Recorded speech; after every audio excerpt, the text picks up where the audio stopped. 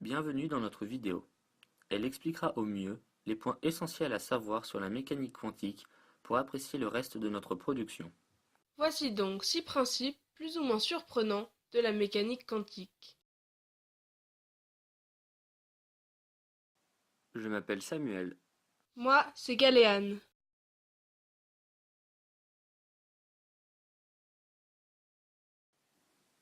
Au niveau de l'infiniment petit, les particules peuvent se retrouver dans plusieurs états à la fois.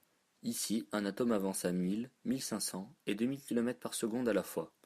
On peut aussi mettre des proportions, comme 60% à 1000 km par seconde, 30% à 1500 km par seconde et 10% à 2000 km par seconde.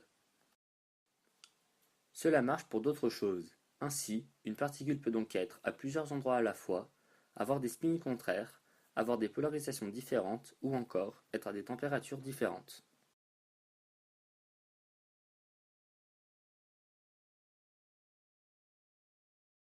Reprenons notre atome. Quand on effectue une première mesure, cela force la particule à se mettre dans un des états. Cette réduction des états à un seul dépend du hasard. Il y a donc 60% de chances que l'atome aille à 1000 km par seconde, 30% qu'il aille à 1500 km seconde et 10% qu'il aille à 2000 km seconde.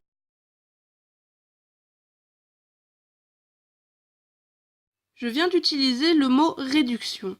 Cela veut tout simplement dire que lorsqu'il y aura une deuxième mesure, il n'y aura plus d'indéterminisme. De plus, après la première mesure, les particules ne se remettent pas dans les différents états. Elles restent dans celui dans lequel elles ont été forcées d'être par le hasard.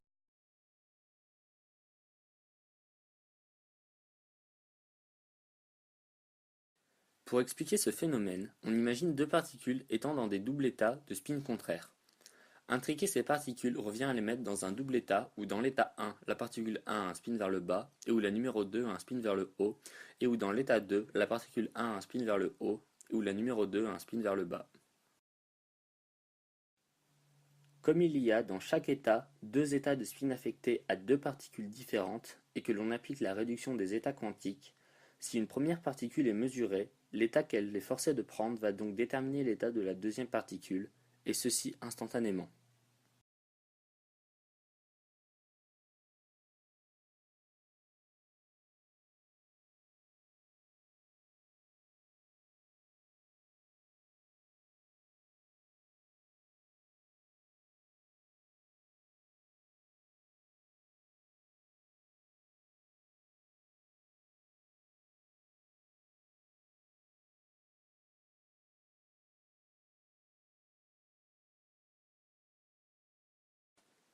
Les trois scientifiques ont ainsi démontré le paradoxe suivant.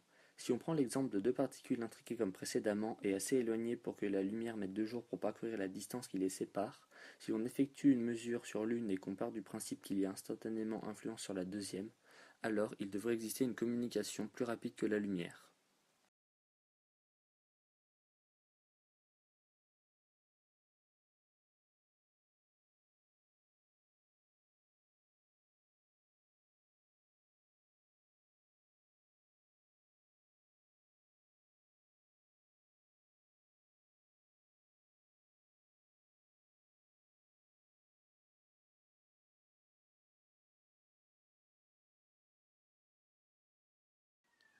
Nous vous remercions d'avoir regardé notre vidéo et espérons que cela vous aidera à apprécier le reste de notre production.